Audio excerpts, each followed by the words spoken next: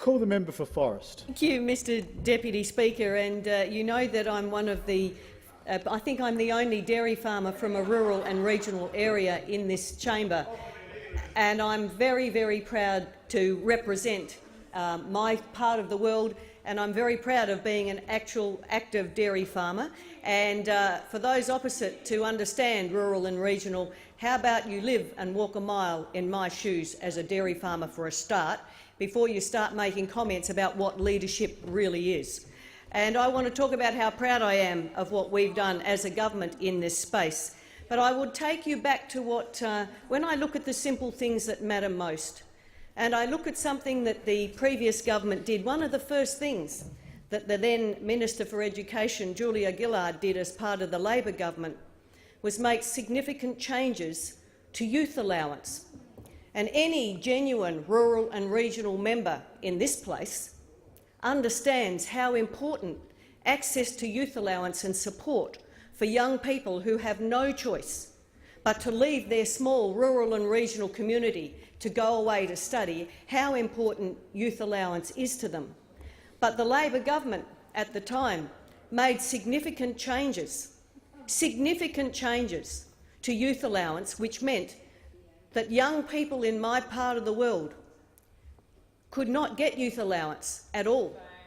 Labor deemed them to be, if you were in a regional area, you weren't allowed to go to university, you weren't allowed to get independent youth allowance because you were deemed to be, from Labor's point of view, you weren't allowed to go and have the same opportunities as someone in a city environment. So the then Labor government made changes to youth allowance to the point where young people were desperate. There were hundreds of young people and their families that came to me, and it took a private member's motion of mine and a consistent approach, a persistent approach to what Labor did. And the fact that in a supermarket a mum and dad were frequently coming up to me, family in particular, saying, do you understand just what this is doing to our children and the future of children in rural and regional Australia? When you talk about leadership, why not talk about the leaders of the future as well and their education? But Labor made a major change to youth allowance, which actually stopped young people in my part of the world going on to university. And when I had the mum who said to me, I've actually got 5 kids, and 5 of them, they are great kids, and they want to be GPs, but I can only afford to send 1 to university under these new rules. Now, how do you think she felt over that? But Labor didn't care about that at all. Labor did not care about the opportunities for rural and regional students, and the members sitting opposite were not here at that time, did not see what it did to rural and regional students. It was absolutely horrendous, and you should hang your heads in shame over that, because it took a private member's motion in here to start to bring the then Labor government to its senses. It was okay. It was okay to say that young people in rural and regional areas weren't able to access youth allowance.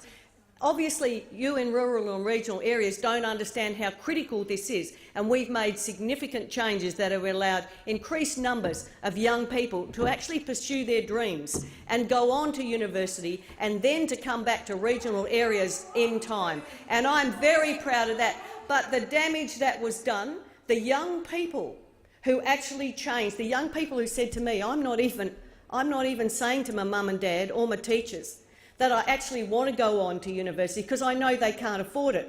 So I'm taking another pathway and I'm going actually into work. And they were the decisions that they made, life-changing decisions.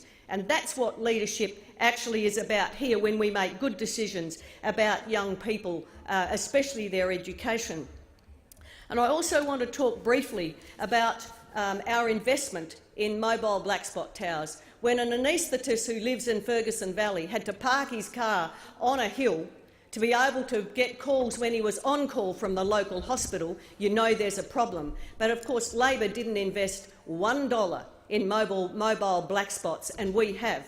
And when I look at the difference that's made right around my electorate to that anaesthetist and the health care that's being provided to people in my electorate, I am very, very proud of this program, but I have no doubt that this is not a program that was supported by Labor then, and if you're talking about regional leadership, this is a core part of it.